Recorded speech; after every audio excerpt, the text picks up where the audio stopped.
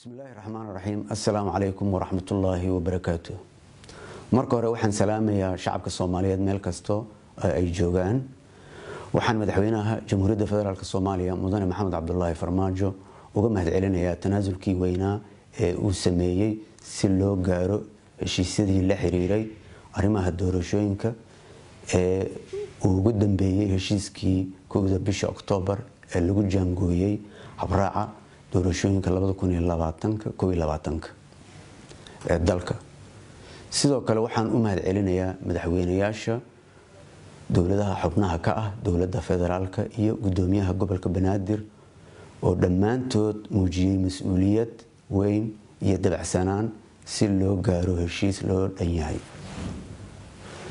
waxaan kaloo u mahadcelinayaa gudoonka iyo xubnaha labada aqal ee baarlamaanka oo si dhaqsiya u sharciyeeyay heshiiska doorashooyinka 2020 waxaan kaloo mahadnaq mudan beesha caalamka oo markasta taageero iyo dhiirigelin la garab taagan dawladda iyo shacabka Soomaaliyeed. sidoo kale waxaan u mahadcelinayaa shacabka Galmudug iyo gobolka Banaadir oo muujiyay dulqaad iyo soo dhaweyn waqtigii shirarka isdaba joogga ahaa ee guusha ku soo dhamaaday. heshiiska hanaanka doorashooyinka waxaa lagu qeexay jadwalka doorashooyinka gudiyada doorashooyinka iyo waajibaadkooda deegaan doorashooyinka astaynta kuraasta golaha shacabka doorka odayaasha iyo bulshada rayidka ee soo xulidda ergooyinka iyo habraaca u gaarka ah doorashada xildhibaanada Soomaaliland. gudiyada doorashooyinka waxay ka kooban yihiin 3 gudi oo kala ah gudiga doorashooyinka heer federaal, gudiga maamul doorashooyinka ee heer dawladaha xubnaha ka ah dawladda federaalka iyo gudiga xalinta khilaafaadka.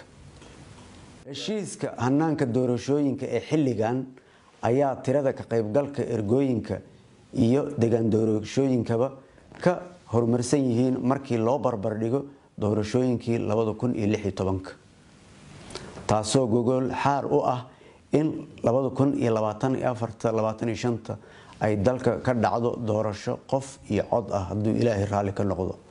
xukuumadda federaalka Soomaaliya waxay u gudbinaysaa hay'adaha qaranka qoraalka faafinta iyo dhaqangelinta doorashooyinka 2020-2021 kaasoo ku salaysan heshiisyada doorashooyinka ee golaha wadatashiga qaranku gaaray. xukuumadda federaalka Soomaaliya iyadoo eegaysa muhiimadda ay leedahay in doorashooyin xalaal ah oo daahfuran dalka ka dhacaan waxay ku wargelinaysaa dhammaan hay'adaha kala duwan ee qaranka ee ku shaqada leh arrimaha doorashooyinka inay waajibaadkooda kaga aadan u gutaan si waafaqsan habraaca doorashooyinka ee lagu heshiiyay. aniga iyo xukuumadeyda waxaan hogaamin doonaa geedi socodka doorashooyinka xor iyo xalaal ah daahfuran kuna dhacda si nabad ah. halku dhiga xukuumadeyda ee xilligan waa doorasho ayaa loo dhaqaaqayaa. waxaan shacabka Soomaaliyeed ku boorinayaa in ay doorkooda ka qaataan habsami u socodka doorashooyinka. ugu dambeyn waxaan beesha caalamka ka codsanaynaa inay taageeraan hanaanka doorashooyinka ee 2020-2021 si ay doorashooyinku ugu qabsoomaan waqtigooda si daahfuran oo nabad ah. wassalaamu calaykum waraxmatullaahi wabarakaatuh.